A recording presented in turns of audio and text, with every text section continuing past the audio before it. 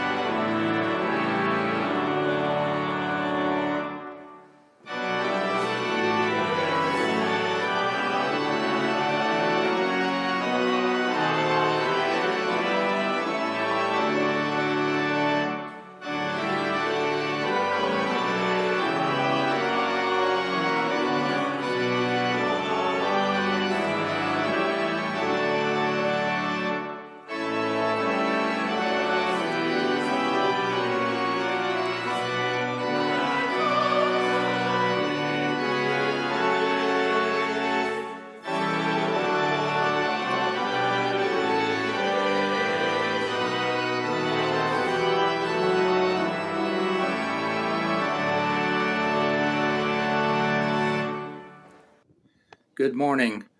Our psalm today is from Psalm 145, verse 21.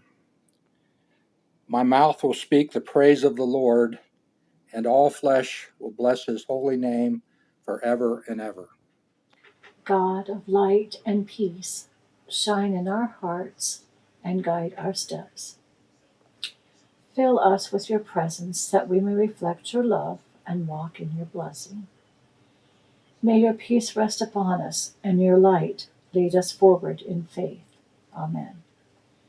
Please join me in the Lord's Prayer. Our Father, who art in heaven, hallowed be thy name. Thy kingdom come, thy will be done, on earth as it is in heaven. Give us this day our daily bread, and forgive us our trespasses, as we forgive those who trespass against us. And lead us not into temptation, but deliver us from evil. For thine is the kingdom, and the power, and the glory, forever and ever. Amen. We come now to the reading of God's Word. The epistle lesson comes from Paul's first letter to the church at Corinth, the 12th chapter, verses 4 through 13. Now there are varieties of gifts, but the same Spirit. And there are varieties of service, but the same Lord. And there are varieties of activities, but it is the same God who activates all of them in everyone. To each is given the manifestation of the Spirit for the common good. To one is given through the Spirit the utterance of wisdom, and to another the utterance of knowledge according to the same Spirit. To another faith by the same Spirit. To another gifts of healing by the one Spirit.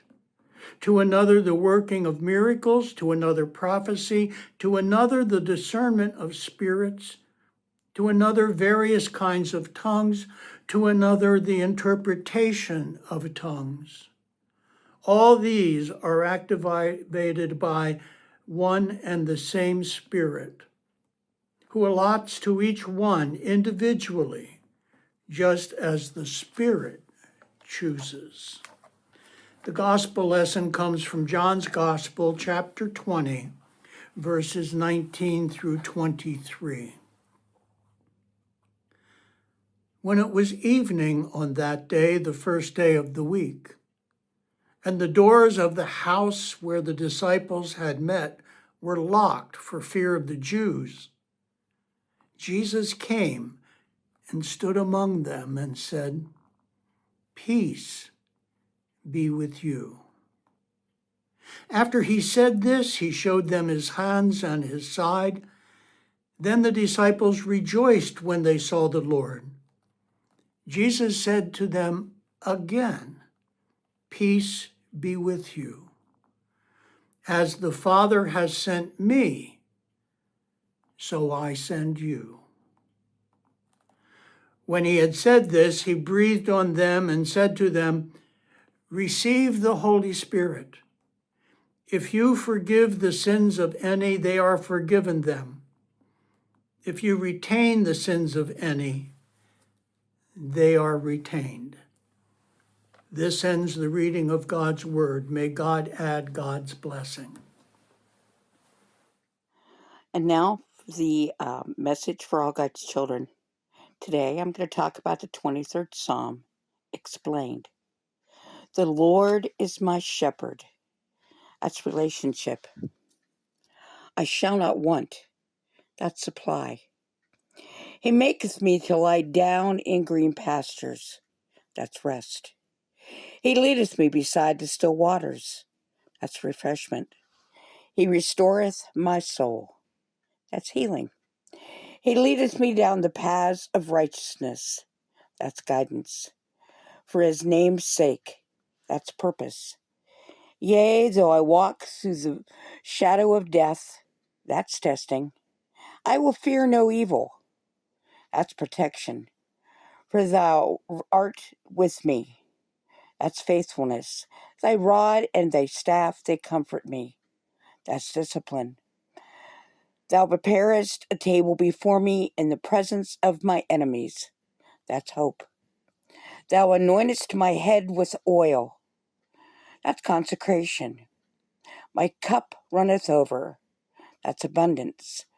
Surely goodness and mercy shall follow me all the days of my life. That's a blessing. And I shall dwell in the house of the Lord. That's security forever. That's eternity. Face it, God loves you. Amen.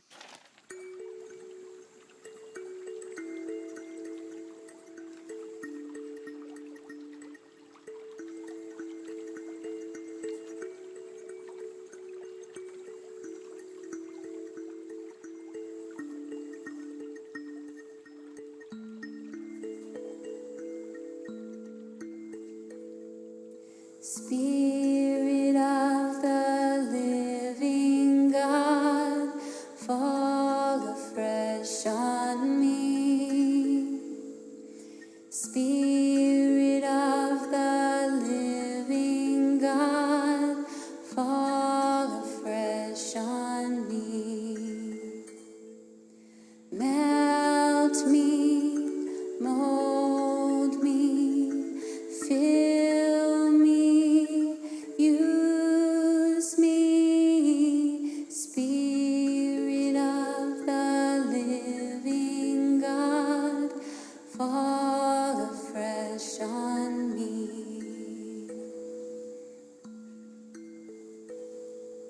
Spirit of the living God, fall afresh on me. Spirit of the living God, fall afresh on me.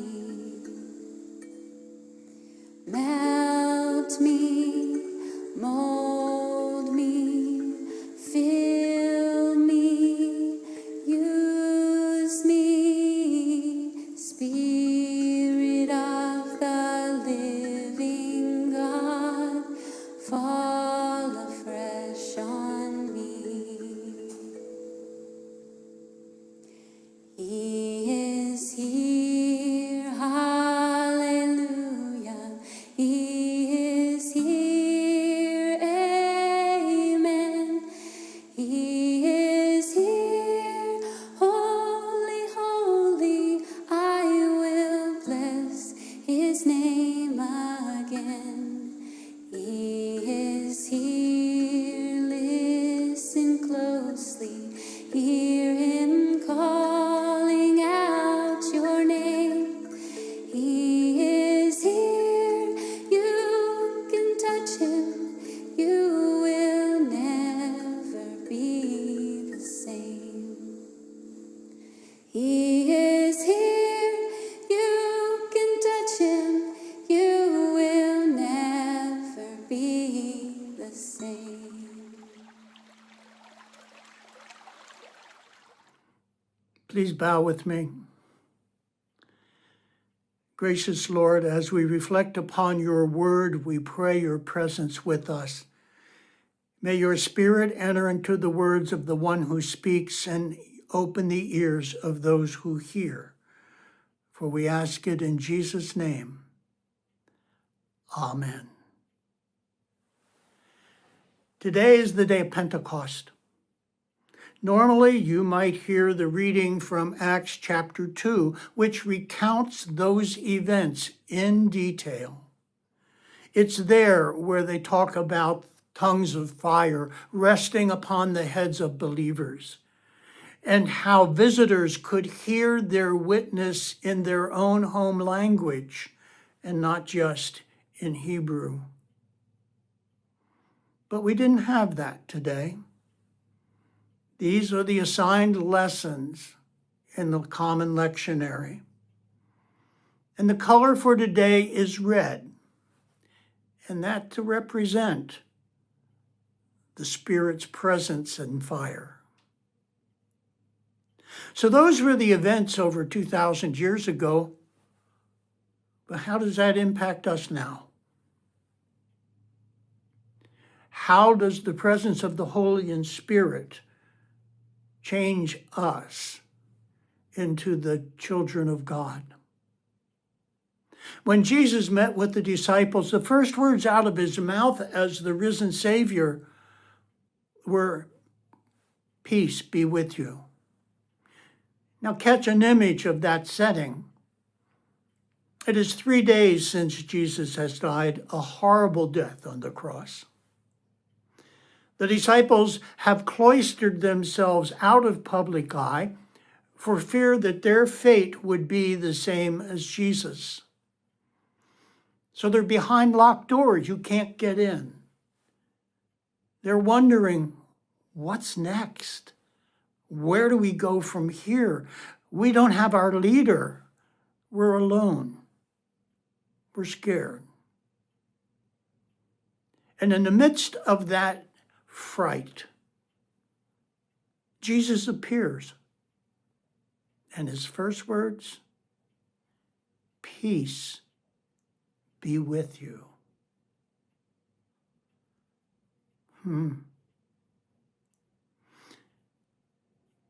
It's a peace that is more than the absence of violence. It's calm.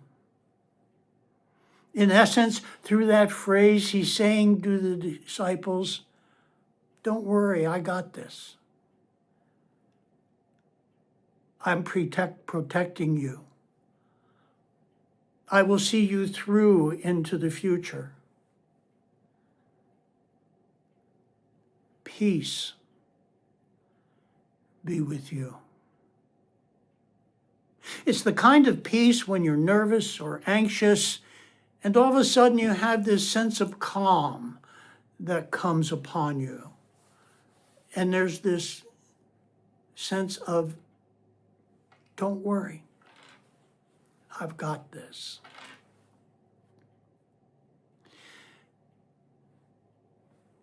In that sense, as we look at the epistle lesson, Jesus said, as the Father has sent me, so I send you. Receive the Holy Spirit.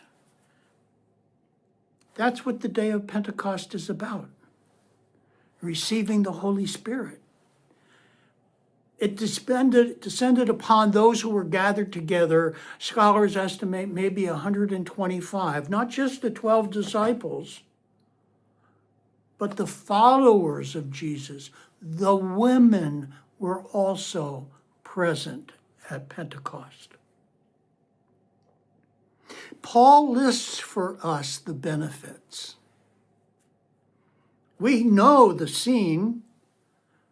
We know the disciples, filled with that Spirit, left the place where they were together worshiping and could not restrain from being evangelists and preaching the gospel, the story of the risen Lord. We don't experience that much now. But that doesn't mean the Spirit isn't present.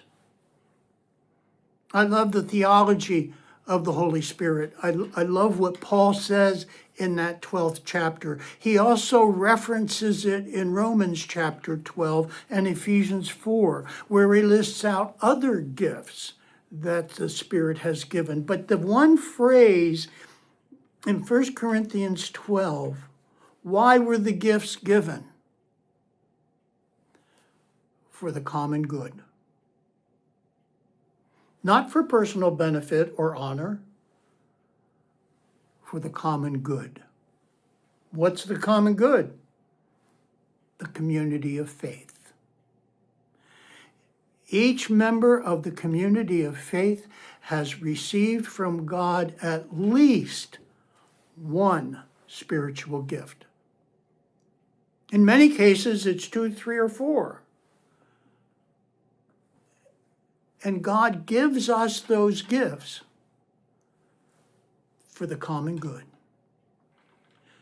so that we can heal one another, encourage one another, teach one another, uphold one another, and share the gospel message.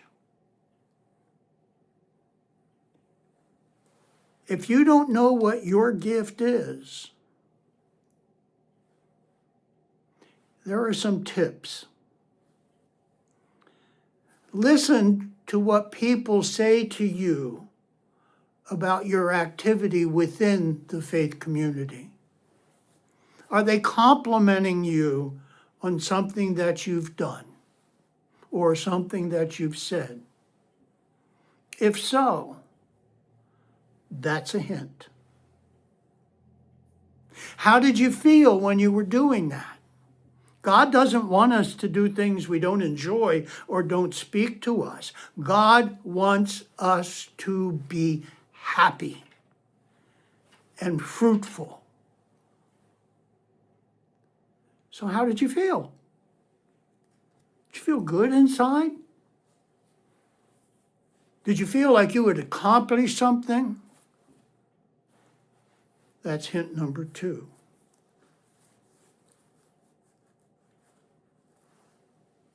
Did anybody change?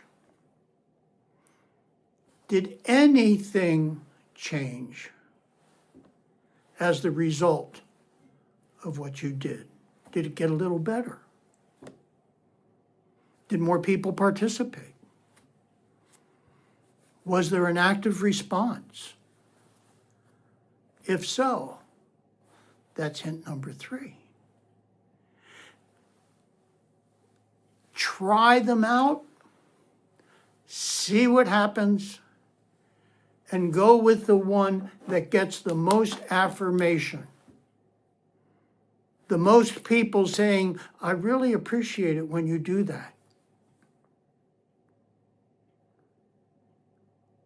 We all have them. And for those of you who know what your spiritual gift is, how are you using it?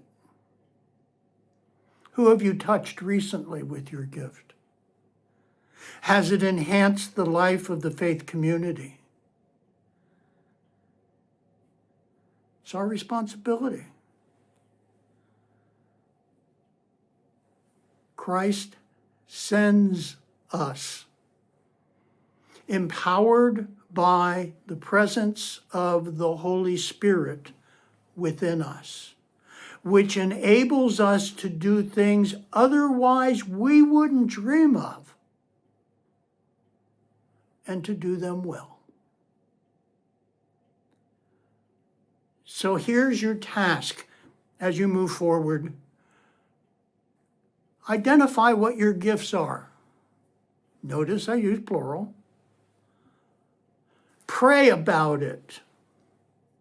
Talk to people about it. Do you think that God may have given me this gift? And then try it. Step out in faith. If nothing happens, it's not yours. If something does happen, grow into it. Relax with it. And allow God to work in and through you so that we may have a better world. Please bow with me in prayer. Gracious Creator God, you not only called us into being, but you brought us into fellowship with you, and you gave us salvation through the death, resurrection, and ascension of our Lord Jesus Christ.